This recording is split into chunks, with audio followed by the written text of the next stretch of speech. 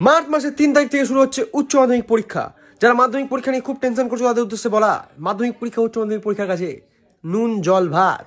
কারণ উচ্চ মাধ্যমিক পরীক্ষায় হয় তুমি আর্টস নিয়ে পড়ো, হয় তুমি সায়েন্স নিয়ে পড়ো, হয় তুমি কমার্স নিয়ে পড়ো, তিনটা নিয়ে পড়তে গেলেও পরীক্ষা তো তোমাকে টাফই লাগবে বন্ধু। কারণ এটা এক অদ্ভুত সিলেবাস দ্বারা রচিত পরীক্ষা, যে পরীক্ষার কোয়েশ্চেন প্রত্যেকবারই ভয়ঙ্কর রকম টাফ হয়ে থাকে। আর যারা আগের জন্মে অনেক বেশি ভালো কাজ করেছিল তাদের ভগবান উপহার হিসেবে করোনা ভাইরাস নামক একটি ভাইরাস দিয়েছিল, যার জন্য 1 বছর না পরীক্ষা দিয়েই তারা 12-এ পাশ করে গেছিল। কিন্তু এখন তো করোনা ভাইরাস নেই, তাহলে পাশ করার উপায়? কোনো উপায় নেই বন্ধু, ওইসব ভেবে লাভ নাই।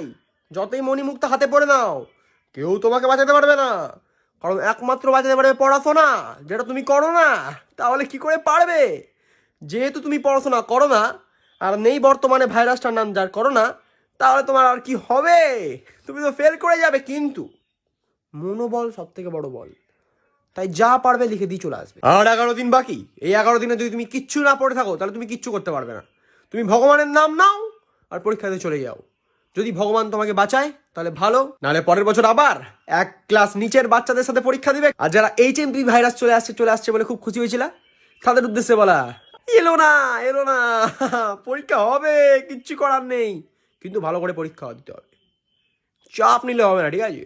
চাপেই মৃত্যু, মৃত্যুতেই চাপ। অন আ সিরিয়াস নোট, মাধ্যমিকের টাইমেও আমাদের মাধ্যমিকের সিলেবাসটা অনেক বড় লিখেছিল। সেমভাবে উচ্চ মাধ্যমিকের টাইমে উচ্চ মাধ্যমিক সিলেবাসটা বড় লাগবে। জানি কঠিন কোয়েশ্চেন প্রত্যেকবারই হয়, বাট তাও মোটিভেশন করার জন্য আমি রয়েছি। ওই এইচএসকে অত বেশি ভয় না পেয়ে ক্রেজি হয়ে পরীক্ষাটা দিয়ে আসো, ঠিক আছে? যা হবে দেখা যাবে, অত চিন্তা করে দেওয়া আছে। Go ahead.